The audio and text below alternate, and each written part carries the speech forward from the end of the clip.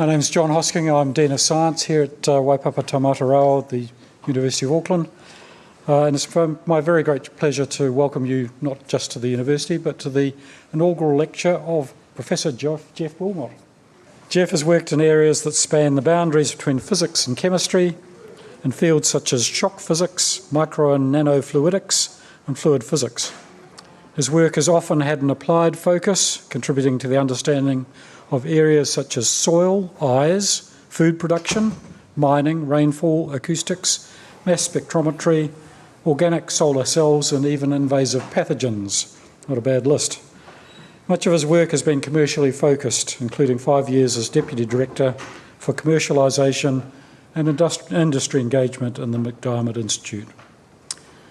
Kerr Inkson, who was a professor here in the business school, did a longitudinal study of people's careers and found that the single biggest determinant was serendipity, followed by a lot of post-rationalisation. I suspect a lot of serendipity was at play as Geoff has developed his career. Geoff prefers to say that his career resembles that of the proverbial headless chook. Tonight I suspect he's going to supply us with the post-rationalisation of the headless chook, as he discusses not just what he's done, but what motivated him to do so. Geoff grew up in Auckland. A Girdler's scholarship took him to Cambridge, where he did undergraduate and master's degrees in experimental and theoretical physics, and then a PhD in shock physics. I'll leave Geoff to explain what that is. A brief stint as a management consultant. Can't quite see you as a management consultant, Geoff. Was followed by a relocation to IRL in Lower Hutt, working in the nano and microfluidics team, before he relocated here to Auckland on the back of a Rutherford Fellowship in 2013. Geoff is currently Co-Deputy Head Research of the Physics Department. Tonight, Geoff's talk will be titled From Diamonds to Droplets. Geoff, the floor is yours.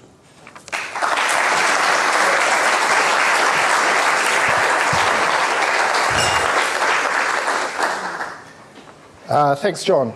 And before I get started, I need to make sure I thank Sue and the events team for making this happen. Thanks, Deanna. Or else we wouldn't have been here tonight.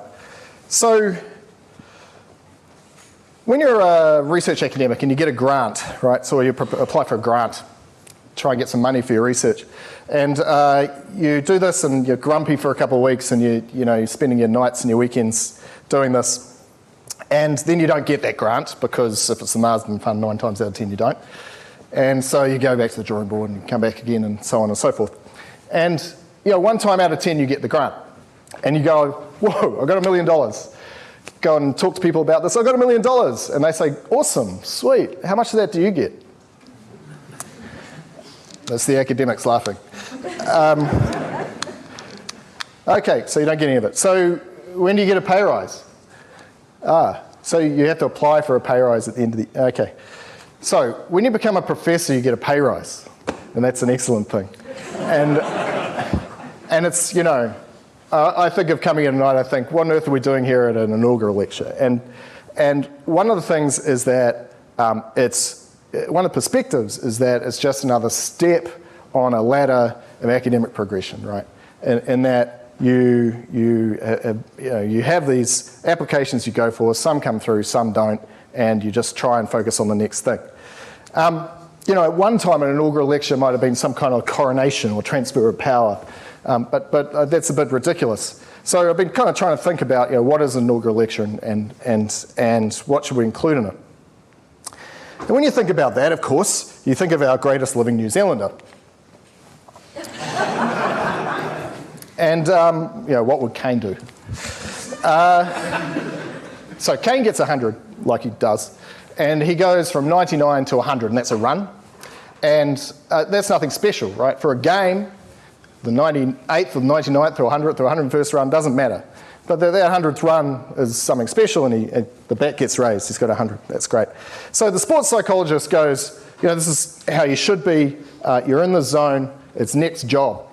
You hear the rugby players go, next job, they get up, next job, next job. Each step is just another rung on the ladder. And that's actually quite a healthy way to be when you're faced with this hyper-competitive environment and you're getting turned down and rejected for things all the time. Right, So far, so good. No motivation for an inaugural lecture. Now, the other thing he's doing, of course, is raising the bat. So there's another bit of sports psychology which says, we need to celebrate our successes. And this is important, especially for academics. We're not very good at it sometimes, some of us, a lot of us. So we do need to make sure that we celebrate when we reach milestones. And for me, different stages in my life, when I was a kid, I might have thought, well, being a professor would be cool. When I was a bit older, I might have thought that's possible. And by the last couple of years, it's kind of a goal. And so it was there. It was a milestone. I've got to admit that and say, we got there, great, let's raise the bat. So that's a reason to be here. And who is he raising it to? Because this isn't David Warner, right? It's not for him that he's raising the bat. It's the people around him, it's the supporters, it's his teammates. And so this is number one for me being here tonight. And in fact, the only thing I really wanted to say tonight is inside the room, lots of people outside the room as well, there's been a heckloads of support and sacrifice that has gone into putting me where I am here. And I want to acknowledge that, say thank you to you all. Some people that means you've given up a Tuesday night to come to a lecture. Other people, it's literally half a lifetime of that sacrifice and support. So if there's nothing else to say tonight, it's thank you for all of that, okay? John, can we go to the pub now? Am I done? Yeah, he's off. No. We better not take the mickey. So what are we going to put in the lecture? We've got another a bit of time to fill. And I thought about the audience, and it's really nice to see everyone here tonight. Those of you who are, by the way, who were here for Geoff Waterhouse's lecture, that was 3 months ago. By the way I get all his emails, that's probably about half of you. We're pretty similar, actually, except for the H index. One or two laugh at that. Yeah. So the audience, and I know when I'm an academic and I come to these, I actually want to find out about the person because, you can go and Google someone's research, that's all fine. You want to know what makes people tick and where they come from and that kind of thing. And I'm going to start with kind of an origin story. You'd call it whakapapa, but that's not my cultural heritage. But that concept is, I think, extremely valuable. I've got colleagues here who I'll talk about my origin story, and I've been working with you for more than 10 years and you don't know where I come from, right? And that's ridiculous. So we'll do that. And for those of you from outside the university, you probably, I put on the tagline on the LinkedIn post, what I've been up to for the last 20 years. So we will get through the research in as much, we'll scoot through that quickly, put it that way. And I'll have a rant, which is what I want to do. I kind of like to do this sometimes. One of the thing I've decided to talk about tonight is really draw on my motivating threads of why I've done the things I've done. It's exactly what you're talking about, John. Post-rationalisation of the headless chook. And talk about, well, we're in the middle of a consultation phase for how the science system in New Zealand should work. And when I respond to that, I think of what my own motivations and pathway have been.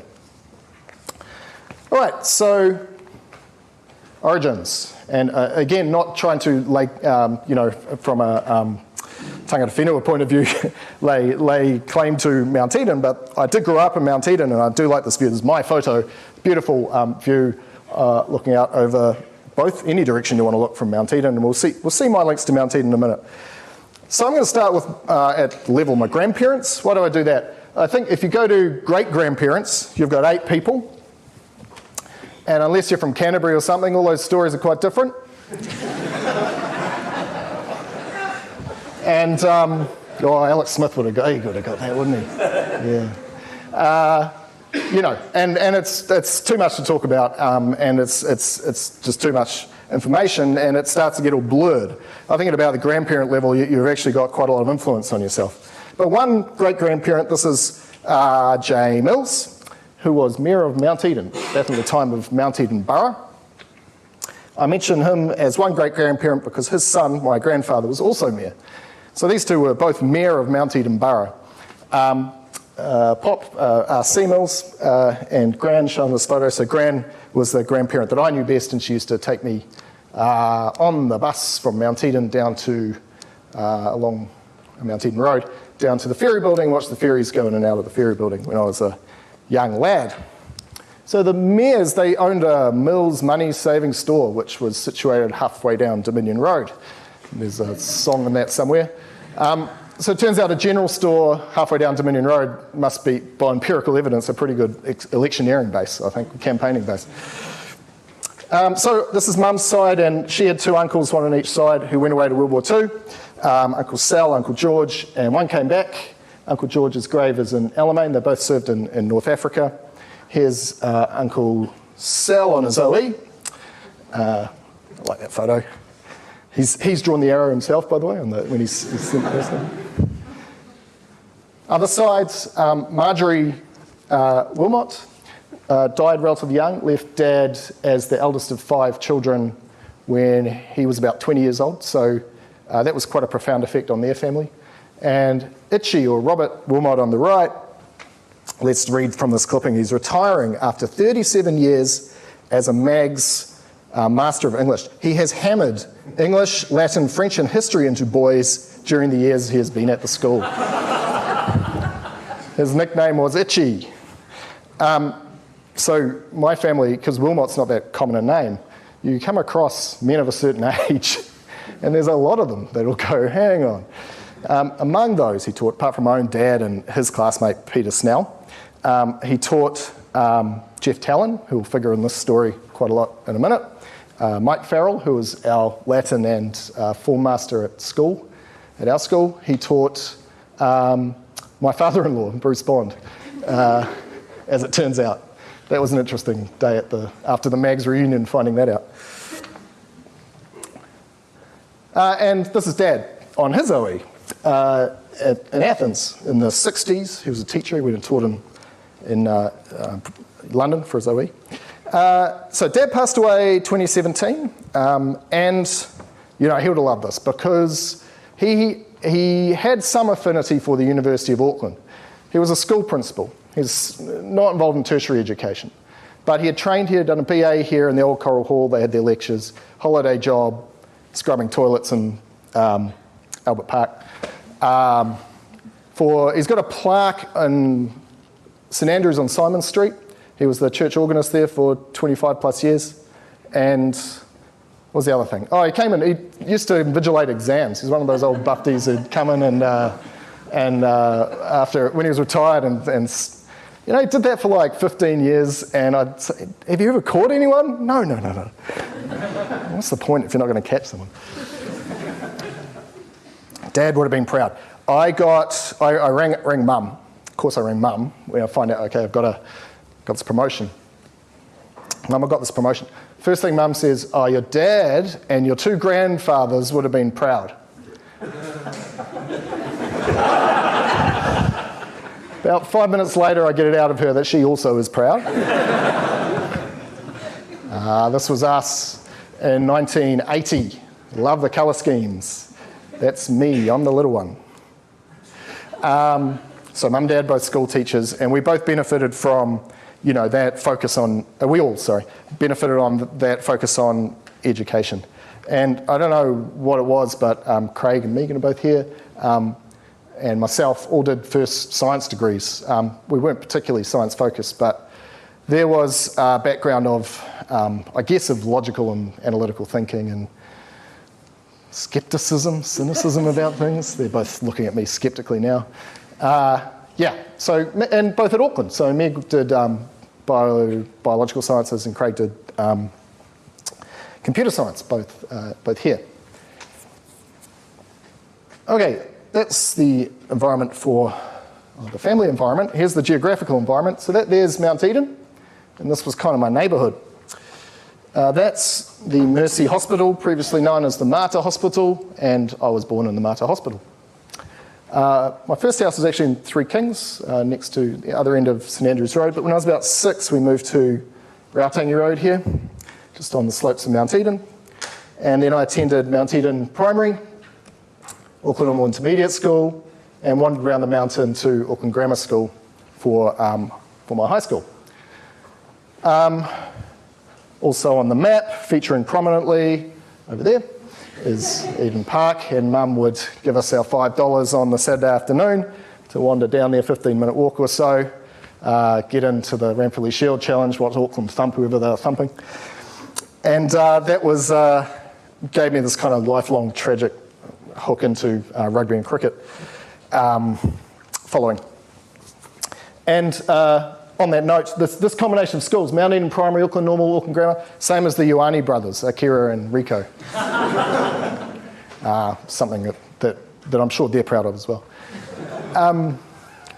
Auckland Grammar, we were lucky. It's clearly a good school educationally. And the thing I'd say to the people, there's some in here who I kind of worked alongside academically in those years at Auckland Grammar, is that is still the best. I mean, it's an artificially constructed environment in a high school, but it's still the best learning environment that I've been in terms of kind of constructive positivity and learning alongside other people.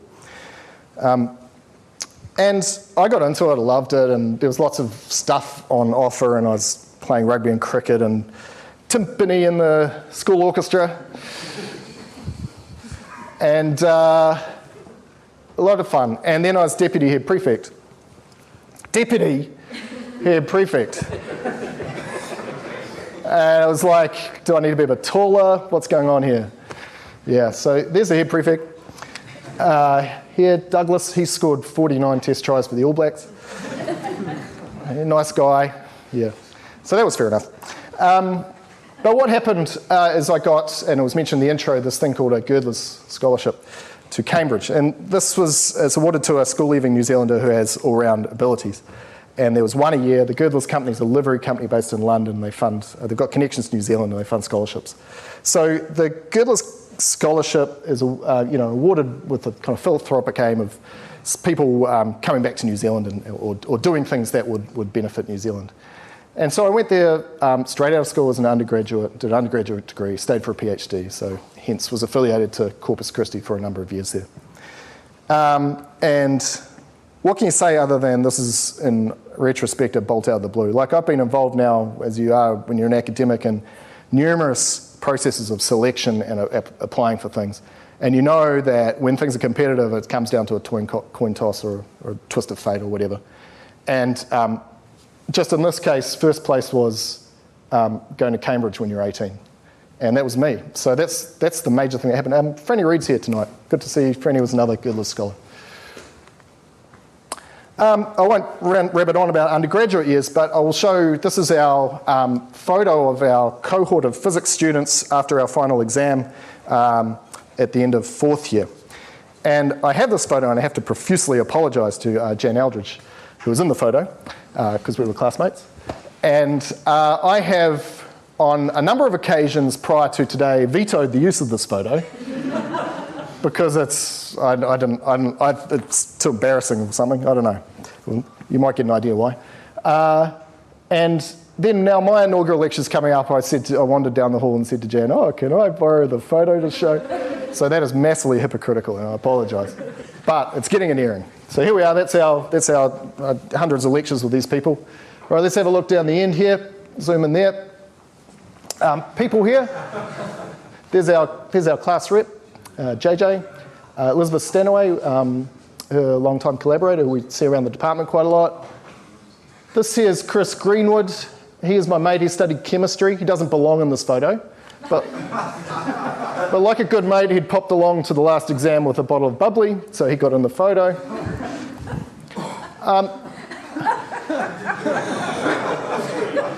I actually think this is a fair reflection of me in terms of my social engagement with this group. Like, I'm on the end in my rugby jersey and baggy jeans, and more interested in this than what's going on there. And I wasn't engaged with physics or socially with that group very well at all. I had my friends, I had my things I did, but it wasn't part of this. Partly that was my fault, partly I think it does reflect, I think of it now in terms of a working culture and places you want to be and people you want to work with. And it wasn't great, to be honest, at Cambridge. The academic side, excellent. but the kind of social, cultural environment for learning, slightly different story. So, I was looking, I'll go get a job somewhere. I'm not going to be an academic. This guy, I don't think I've ever really talked to anyone about this. Darren Radford's probably the reason I'm doing research. So this is people in chemistry, chemical sciences might take note of. I was looking for a master's project, part 3 project. So there's a list of projects. So we're talking about this in chemistry, how to list projects for students to pick. And I got there late and I was unenthusiastic and there's like a couple left down the bottom. And I chose one with this guy, Radford, looking at shock impact, Taylor impact of glass rods. And when I went to go see him, we just clicked. He was, professional standard, he hadn't played professional standard ice hockey player, and a nice normal person. And he worked hard and wanted to do good work, good experimental work, but he had come from outside the Cambridge system, different attitude, and showed me I could do research and be a normal person. That sounds rude to Cambridge colleagues, but it was a little bit like that. Anyway, so the part 3 project, this is Taylor impact of glass rods. This is time in milliseconds. It goes like this. There's glass rods hitting a surface, whack, at, what does it say, 370 metres per second, and it breaks. Kinetic, the defence research establishment for the British, and they were interested in these types of materials for armours and so on. Now, Darren was part of the group led by John Field. John had a long-standing connection with De Beers, the diamond company, and he had a PhD project going. And again, I wasn't massively enamoured by the idea of being an academic or anything, but I thought, well, it's a project, it's an interesting project, I quite like this lab, and PhD at Cambridge at the end of your name, that's going to be good, it's worth 3 years. So jumped into that. Bill helped a lot with the day-to-day supervision of my PhD. This is a diamond. Diamonds to droplets, by the way. I heard Janet, my wife, preferred it to be the other way around, droplets to diamonds. So that, anyway. Someone told me that joke would go well. This is a slice of diamond, and it's got it comes out of the ground. It's natural diamond, so it's got a floor here. And so in gemology, you've got this big diamond, and you've got to cut that floor off, and you end up with these kind of flat slices. This is that same bit of diamond. Kaboomfa. We know the 4 C's of diamonds. We cut them, we crack them, we crush them up, and we collect the bits. Yeah. Now, this is the movie. This crack here, there, moving at faster than the Rayleigh wave speed, is the fastest, I think, as far as I know, the fastest crack ever recorded in a solid. And yeah. I mean, there's like 180 pages in this thing, but So you graduated, and this was in the era where kind of distractedly talking on your cell phones while a picture was taken was seen as a cool thing. It's my mate Stiggles. Okay, I came back to New Zealand. The connection, Mark Warner was sadly passed away a couple of years ago. He was a Kiwi professor of physics at Cavendish in Cambridge, and had connections home. And then Geoff Talon is a professor based in Wellington, attached to IRL as it was at the time, who had collaborated at the Cavendish. And one day, Mark arranged for me to sit down with Geoff just to have a chat, and I said something like, I'm interested in coming to New Zealand to do science. And I remember distinctly Geoff kind of looking at me repeating what I'd said back at him, going, you're interested in coming to New Zealand to do science? Like, is this guy crazy or what? And anyway, I came back on the long lost, lamented, forced scholarships. There's lots of people who are propping up our science system now who did that. They got scrapped by Stephen Joyce. The other thing I'd say about Mark Warner is he lectured me in third year fluid mechanics, and I'm currently teaching 332, 9 o'clock tomorrow morning. 2 or 3 people here, see you there. So here's my fluid mechanics lecture. All right, so when I came back to New Zealand, we're going to have to get up the pace to get some of this research in. Came to Industrial Research Limited, which turned into Callaghan Innovation in 2013, so I was there for 7 or 8 years. And the project I came back on was looking at slip, and we wanted to look at whether fluid immediately adjacent to a surface would move relative to that surface. And these chaps in the 19th century had written down that, well, maybe it could, maybe it didn't in general.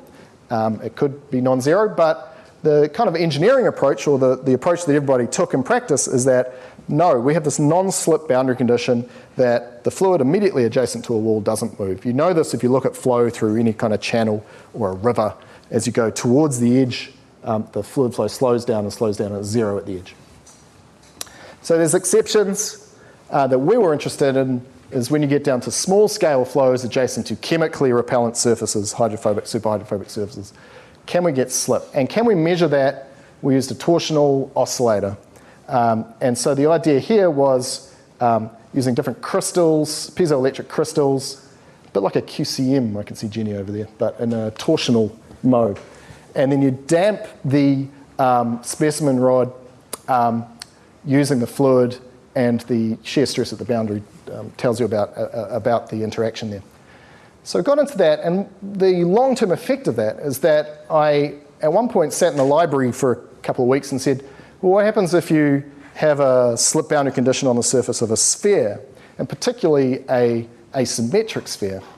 And so I have a couple of kind of single-authored mathematical physics papers saying, well, what's the corrections to the Stokes fluid flow when you have these types of slip boundary condition on the surface of spheres?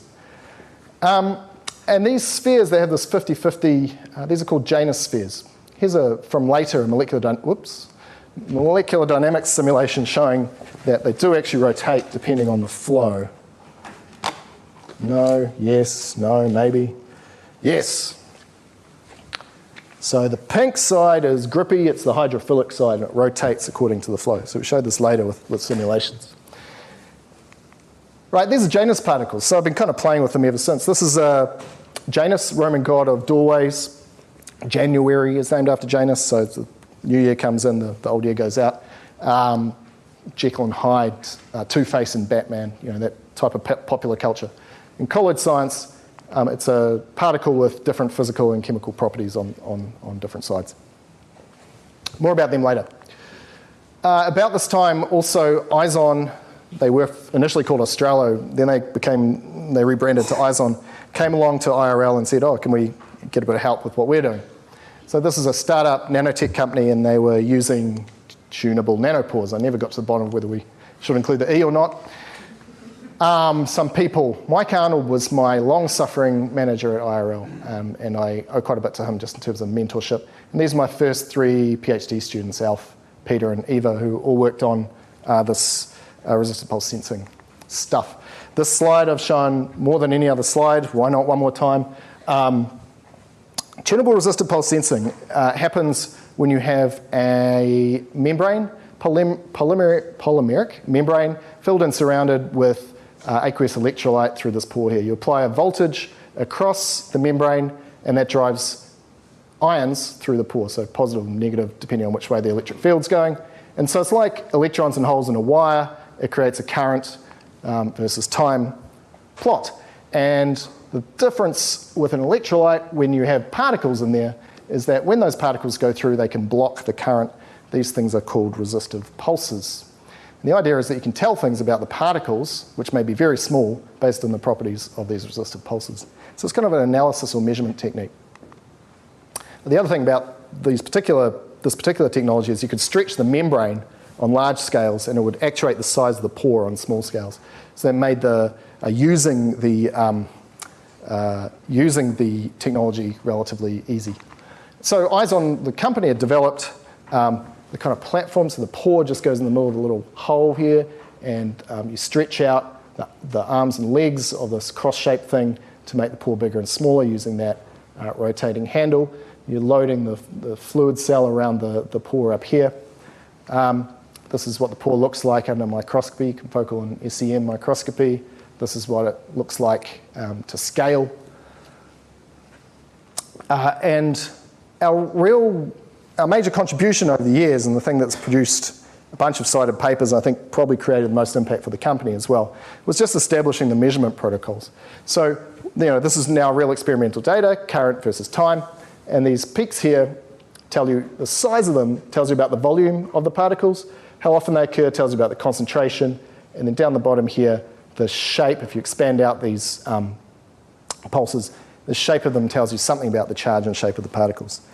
And so, this wasn't my best science, but it gets the most highly cited papers because downstream all the users of this equipment then go, oh, we've got to use this measurement method. So that was nice career-wise. And I think also set the company up pretty well. Now they're UK-based, but they have a manufacturing facility which recently got upsized in Christchurch. There's a bunch of people work there. Their latest capital raise, they got 20 million in there a couple of years ago. Okay, and the other major thing at IRL was capillary uptake of droplets. And these are two quite strong mentors for me, Sean, who was in the applied maths group just down the corridor, and Kiara at Sydney, who was a physical chemist and taught me a lot about taking care in physical chemistry experiments. So I worked with them on this project, and interestingly now they're both heading up startup companies. We were interested in capillary uptake of droplets. So it's actually a problem driven by nanoscale issues. So when you create carbon nanotubes, you were getting catalyst lodged in the nanotube, and that shouldn't happen according to the understanding at the time of how wetting worked. So we did these experiments, and it backed up with molecular dynamics modeling from Sean's team, showing how the Laplace pressure of a finite-sized droplet on the outside of a capillary tube alters the speed at which you can take capillary uptake occurs. And it can also mean that fluid which doesn't even wet the capillary tube will wet it. This work got me my first cover on a journal, and what this goes to show is you don't have to have a very good picture to get on the cover of a journal. Okay, so 2012 was a bit of a red letter year, really career-wise. This quote, this is what someone said to me once. In 2012, after a few years of chipping away, fussed up Marsden and a Rutherford Discovery Fellowship. And you don't get these unless you've kind of established an independent research profile. So I'd kind of built up this idea that we were doing the nanofluidic plumber, right? So you're doing these bits and pieces on small-scale fluid mechanics, and you need the tools to be able to do that, and that was my Rutherford Discovery pitch. There was 13, something like that, years of Rutherford Discovery Fellows. It's about 130 fellows. And I think I'm one of, there might be 2 or 3 that came out of CRIs. So I'm quite proud of that, like building that profile of research up from being in a CRI. But the timing was perfect because IRL was going through a restructure to Callaghan Innovation, and because people are idiots, they're cutting scientists. And so it wasn't a great place to be looking at for your future, for a career. And at the same time, there was a bit of rejuvenation happening in the physics department at Auckland. And Jim Metzen had his eye out and approached me and said, oh, would you be interested in coming to talk? And so I ended up talking first with Jim, but then pretty quickly with Richard Easter, when I said, well, actually, I trained as a physicist. I'm not going to teach you first-year chemistry for you. I'll do your first-year physics. Something along those lines. I've ended up at a joint appointment, so 70-30 physics and chemistry. So the timing, this is lucky in a way. The grants came in at the same time that it was ripe. There was opportunity to change where I was. And so this is where I've been since. And on that same note as well as Richard, who has since been a consistent and wise, if sometimes a loud, mentor. I need to thank Richard and the other HODs that have been quite important, all influential in quite different ways. So Gordon Muskelly, Jan's here, and Duncan had to apologise for tonight. What have we got? Yeah, we'll do this for about 10 minutes, then we'll get to the end. So I'll talk about work we've done here for in terms of assembly, in terms of soft microparticles and droplets. Okay, let's get going. Stephen Chung's working on the self-assembly project. We've just got a review paper out if you want to read all about it. And this is about the idea that once you get these Janus particles, these asymmetric particles, and start assembling them, they can form interesting higher order structures, and you can control how they assemble on large scale based on the details of the interaction at small scales. So it's something like an analogy to molecular, to atoms binding and forming molecules, except that you can kind of control how these colloids are set up. And when you look at pathways for things assembling, you always need to add 1 and 1 to get 2 as the first step. So we were particularly interested in the fundamental interactions between 2 Janus particles because of the importance that has on the assembly process. So we did some molecular dynamics modeling along these lines. So this is Sina Safai, who did a PhD, co-supervised with Sean. Cannon's been working on this more recently. Yeah, I love this. So this was a COVID era, of course, and some of you will recognize this kind of thing. So supervision via Zoom, and specifically via Microsoft Paint. So this is me trying to describe to Sina, you should do this thing with your results. So Sina duly went and drew this is a nice picture, right? That's good. And these charts in the middle here, he also drew. Yeah, so we use molecular dynamics and numerical integration, 2 different methods to figure out how should 2 Janus particles sit next to each other when they come into contact in a weakly binding regime. And they sit like this. So you'd think they might sit end to end, but it's configurational entropy. There's only one way of doing that, but they would like to sit at 45 degrees to each other.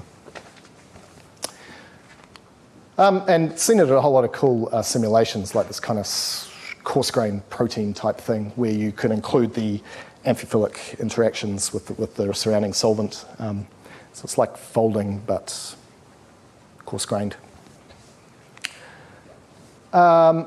We tried to make Janus, well, we have made Janus particles and got better at it. So initially, it was just like this. Kaiser Latif was a PhD student on this. Anu started it off briefly.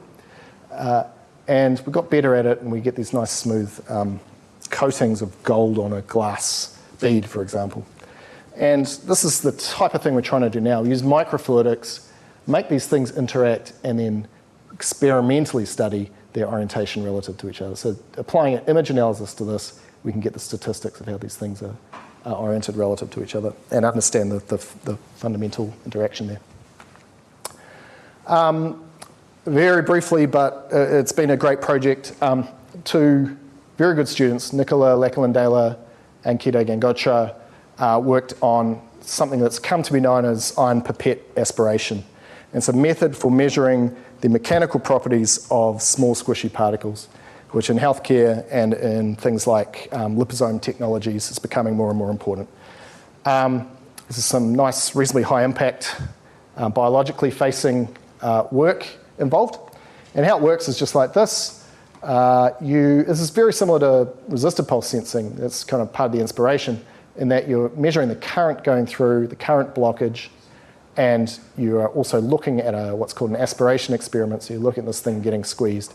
And you're combining physical models with these data in order to determine the mechanical properties and doing so on a high throughput basis. So we've got a project funded by Smart Ideas by MB that's just starting up pretty much. Chi Min is here, who's a student, one of the students working on it, who landed in the country 2 days ago. So welcome, you've done very well. Done very well to get here. And droplets. So a bunch of people have worked on droplets, and there's been a lot of work, so I'll just kind of scoot through some, give you a picture. Here's Matthew, he's here somewhere. Ayub, Miguel, Steve, and Santosh in the picture. This is an animation based on a series of sketches made by Worthington in the late 1900s. It's a drop impact. So what Worthington did is turn the lights out, drop some mercury on the desk, and then open his eyes. So he's got the lights out, his eyes are open, drops the mercury, and then sets off a flash. And then whatever's imprinted on his eyeballs, he drew.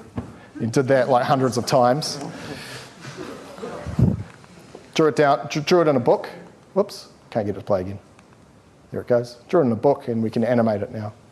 So, I mean, this whole talk I used to give, which I love, but you don't get to do it too much anymore, about the history of high-speed photography, which kind of starts there.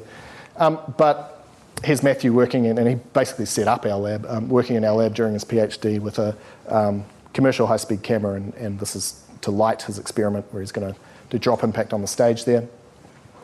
A series of people have worked on drops landing on micropillar arrays or structured surfaces. So we understand kind of what happens, and we can, in theory, describe what happens when a drop lands on a perfect surface, but most surfaces aren't perfect, they're rough, and furthermore, you can control the roughness. So if you, do microfluidics, you can, microfabrication, you can make arrays of pillars with certain symmetries and so on. So Matthew worked with pictures like this. So you zoom in on there and you've got pillars with spacing and size that you can control and that are regular, and that symmetry affects how the drop spreads. And these little fingers that come out at the edge are determined partly by the microstructure. So on the poster for this talk, you would have seen images like this, right? So you get these quite striking symmetries depending on how you arrange the drop impact. I'll just flag Sam's here tonight, and he's been doing some nice work on spreading drops and getting some more analysis of the symmetry at the edge here and trying to figure out what's going on there. Further adventures in high-speed photography. I'm going to literally flick through this because it kind of gives you the flavour of a range of things. So we've looked at drop impacts near a ridge, so that it jumps up, on a gradient, so the drop jumps sideways. That's collaborating with Otago. Ferrofluids, so you have a magnet underneath this drop, it elongates, it doesn't reach stability, and it forms Rosenzweig instabilities upon impact. Lovely to film. Soils and sands, important for soils and sands, important for agriculture, irrigation, right? So when the drop lands on the soil, it doesn't get absorbed. And it kind of, the outcome depends on things like the granular polydispersity, how similar all the sizes of the grains are, and the sizes of the grains. But one of the interesting things here is you can use a scaling method from planetary cratering to describe how big these craters are relative to the impact. So that was really nice, reading this cratering paper going, hey, we've got the same scaling here. Pigs, yep, so these were drop impacts on pig corneas. So this is about trying to understand how eye drops spread on your eyeball and the different solvents you use and how well they spread. So Ilva Rupenthal up at med school was looking into that. Leaves, so we're working now with Lisa, and in the past, there's actually a whole lot of questions here about how evolutionarily the leaves came to direct water in different directions and why they did that. And so we studied, in both these studies, actually the historic one and the most recent one, we're focused on New Zealand native plants to figure out if there's anything distinctive about how our leaves in New Zealand control droplet impacts. Nice collaboration with Across the Road. Lily Panton was a postdoc for 6 months, and she looked at rainfall noise. So some of you might remember, when you're in a classroom and you're young and there's rain like there has been yesterday and last night, and you can't hear the teacher, that was the issue that they were looking into. So the type of roof cladding that you can put on that dampens that rainfall noise. And so the real difference here in terms of what the experiment was doing is that it had a pressure sensor under the drop impact, and this is the force applied by that drop, it leaps up and comes down, and you could model that. So Michael Kingan led that team, and that was a nice collaboration over with engineering. Electrospray for mass spectrometry, so when you have a theta, so you're trying to mix two things and spray it into a mass spectrometer for analysis. When you do that, you get a Taylor cone, and you want to know how the mixing's happening. This was a project done by Anna Radionova, and these two weren't actually my students, but they're the graduates that I'm actually particularly proud of, because I took over from Peter Derrick, who passed away while they were still studying, and they spent like the last year or two of their PhD dealing with me, who's non-specialist in their field. Nick Demerai is our mass spectrometrist, and both did really well in their thesis, so kind of proud of picking that up and getting it done. Oh, yes. So when the bales light up, right, is this playing? No. Is that playing? Is it playing? What time do the bales light up relative to the spigot coming out of the thing? Because when you look on TV and it lights up, you go, oh, that's out. But is it out at the right time? It's a very important question. So pop down to Eden Park, have a look at that. We've been doing a bunch of milk stuff as well. So I got into milk, looking at spray drying, and to cut to the chase, we've looked at a bunch of heated droplets landing, which may foul the sides of our spray dryer. It's a complex problem because of the way droplets dry, and we have an ongoing collaboration that Cynthia Andriani is working on. Not so much about droplets, more about rheology with Fonterra on the basis of that. Okay, good. Got to the end of that, and I can, well, we've got about maybe 10 minutes of rant. So the why bit is not why are we doing this research, but what's been driving me, I guess. And there's this, it's kind of a corny and naive answer, really. And it's about what you're trying to do is contribute to your community, right? So this is like the type of thing that gets drummed into you from an early age. And when you're a naive small child, people say to you, you've got to give back. And essentially, I never got away from that, and I was able to never get away from that. And there's this particular choice that this was from the abstract. At one point I was working, I had a management consultancy job in middle of London, well paid, good prospects, interesting work. I could easily have stayed there, that would have been fine, and chose to come back to IRL, and it's a 50% pay cut or whatever, and work in Lower Hutt. And yeah, it's the cheesy answer. And so you think of the Girdler's Scholarship. When they gave you that money, they said we would like the scholar to do things, use their education in ways that will benefit New Zealand. It's things like the Auckland Grammar School prayer every morning. We will learn to use our time and talents for the good of our nation. It's things like Three Kings School, where my little nephews go now. My first school, act well your part in something. So there's this idea that we have that you're given something by the community and you're going to give back. And I have been able to through my career stick to that. So part of that is about being lucky and privileged enough to do so. So let's talk about that. And clearly, in New Zealand, in the time I've been living as a white male, there's been structural privileges, and we all know about those. And if I talk about the origin stories at the start, all of the Pākehā people in New Zealand at those times benefited either directly or indirectly from treaty breaches, for example. So let's acknowledge that. And then you think of the privilege of my education, which is not necessarily an accident. I mean, this is sacrifice and choices made by parents, so it's partly inheritance. But definitely it was a privilege, the education I got. And particularly, I've already talked about a few twists of fate that were pretty lucky in the way I came through, getting a scholarship, a Rutherford Discovery Fellowship at the right time, etc. And as I say, you'll be on both sides of that, you'll know that can be just lucky.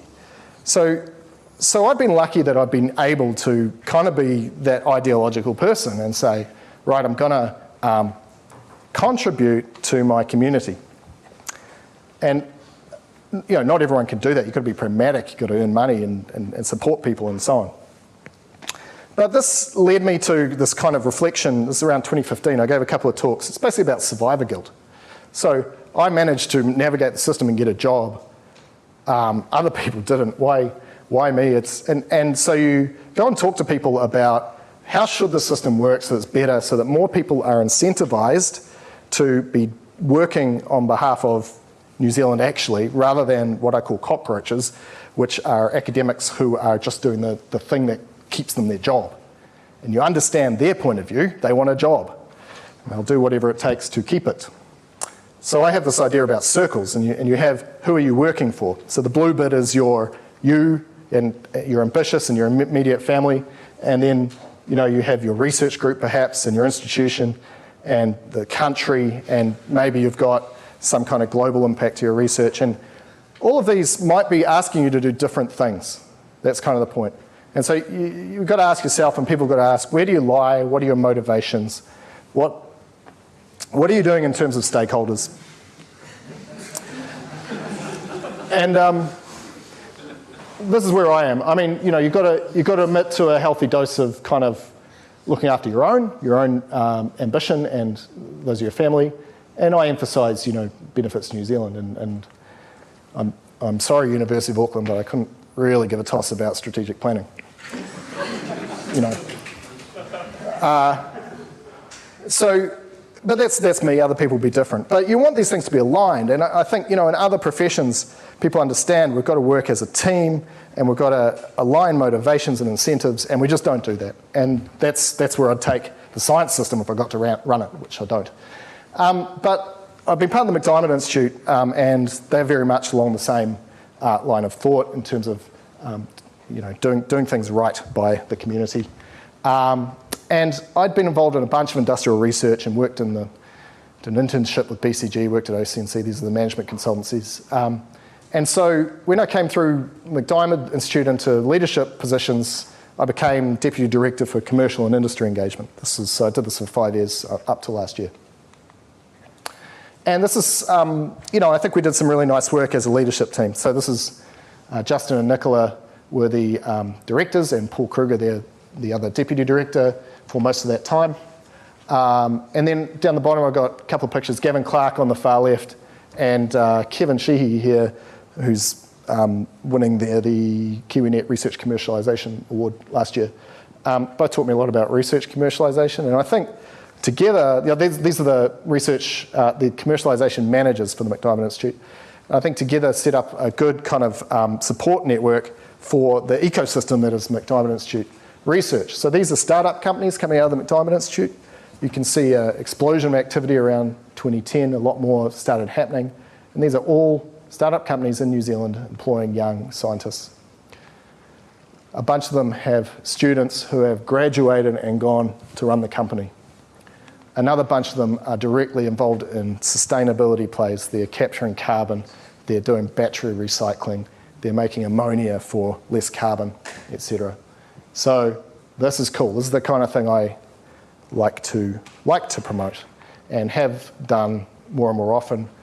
You're advocating things in the press, you're trying to get across the stuff in this box, that the characteristics of deep tech research are aligned strongly with the values we have as a country, that we want to be doing things sustainably while having economic benefits, looking after guardianship, being rich, having an equal society. Deep tech can deliver all of those things better than tourism. The McDiarmid Institute, also through Jen Fitzjames, many of you will know, did a good check of its alumni, and looked at 527 destinations. We find about 10% of these people now go and work in startup companies, and another 15 in larger industry and technical roles. And this is the, historically we would train PhDs to be working in universities, and now we train them to do whatever. And one of the things I was involved in doing was setting up within the Institute this career and relevant to industry skills program. It's a modular program for getting advanced materials PhD students and giving them the skills to work in all kinds of environments outside of the university. So leadership, on the right-hand side are some organisations, and on the left-hand side are some positions I've held. Am I not tall enough? What's going on? No, I wanted to point this out because I think a lot of my best work in leadership, and I see people who do the same thing, is support. We have a lot of peacocks in academia, and people need to follow through and make things happen, and that's what I rate. It takes just as much creativity. That's what I've been doing in these roles, and so I support all of you who I can see doing that. Something I was lucky to do was be on the On Board program, which was for startup governance a couple of years ago. So learning a bit about how to be on a board for a startup company. And I've taken that forward actually in a slightly odd way. I'm a trustee for Good Bitches Baking, which is a large charity in New Zealand. They something like 2.5 5 million of social good delivered to the economy each year, 3,000 people who deliver baked goods to people in need as a charitable act of kindness. Nick and Maria, the founders, so I played cricket with Nick's husband. That's how I got into this. If you like baking, go and do this. Or if you don't like baking, take it up. Yeah. Okay. So to finish, if I think of when I was kind of younger, what I wanted in a career, one of the key things was variety. I didn't really want to be stuck in one lane. And I've got 4 talks. This is the third of 4 talks over a couple of weeks. In Whakatane at a Tuhoi Careers Expo, at the Writers' Festival, in a sci-fi session. I was a panel chair, this talk, and then next week at an industry event. And so you get that variety. I'm getting that variety. And so I'm really kind of happy with the challenge, the extension, and the variety I get in my career. And so I'm in a happy place in that sense, in terms of where I might have wanted to be when I was a kid, and now I'm there. The future, I think more of the same, and that sounds like it's not creative. That wouldn't get you funded. But particularly when what I described about being Thomas the Tank Engine, being a really useful engine in a community, that's what I hope to keep the same, whatever role I'm in, and where I need where I feel like I can contribute in the future. I've done a lot of travel, and one thing you learn when you travel is that it's a lot more fun when you're not on your own. A lot of people I haven't mentioned, and I just, particularly people who don't crop up when you're talking about what you've done, but have been there to help you out. So it's friends inside and outside of the department, many of whom are here. I can't talk about everyone, sorry. Of course, I'm going to finish with this lot. This was another Raising the Bat day, actually. This is a 100th game as a Premier Rugby referee. And so Janet said to me, do I have to come to this lecture? This all happened before I knew you, right? Like, that's what she said. As if, like, the last 7 or 8 years didn't matter. And as if the talk is not about the future, right? So before we know it, Tom and Lucy here will be, if they want to, knocking down the door of this university, and we better be ready for it. I'll finish. It's one of my favourite quotes. Thank you very much for coming.